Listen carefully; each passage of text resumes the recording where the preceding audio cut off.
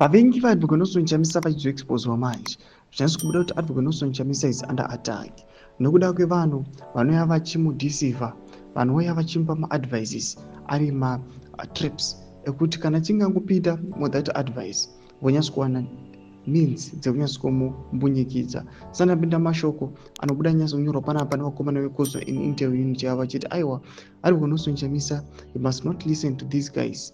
Vanhu vanoda kunyatsokuuya vanyatsokuda kumuparadza political career yake nokuvasubscriber like on the bell icon.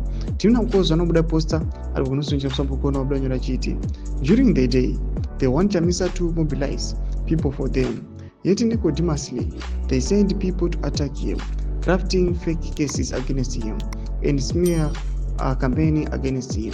Hanzi akatyira 20 million ngwarai maZimbabweans ndio mashuka nobuda nyora panapa nekozwa chiti aiwa Advocate Nelson Chamisa mukaona aiwa these guys vari accused vakaita sana uputyi kuno panguva ino vari kunzi aiwa vanenge vachiforsa Advocate Nelson Chamisa kuti aiwa ngaamobilize vanhu seasiri kuteka pato mastreets panapa as a way yekunge they care about the welfare yemacitizens in yeZimbabwe, as if action is the only way inoita kuti nyika yeZimbabwe itransforme panapa. But in the evening kunokona the same guys vanotuma vanhu kuti aiwa vacraft macases vatake Advocate Nelson Chamisa vachiti aiwa Advocate Nelson Chamisa akapita this akaita that akadyira 20 million yakapiwa neZANU-PF kuti aiwa anyarare, but varivo the ones who put him in the situation yekuti alose control of his own party.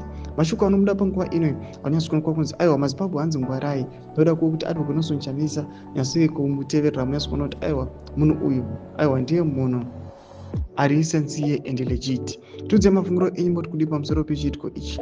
Wabva nangu mesection medu kuti mafunguro enyu. So subscribe or like, turn on the bell icon.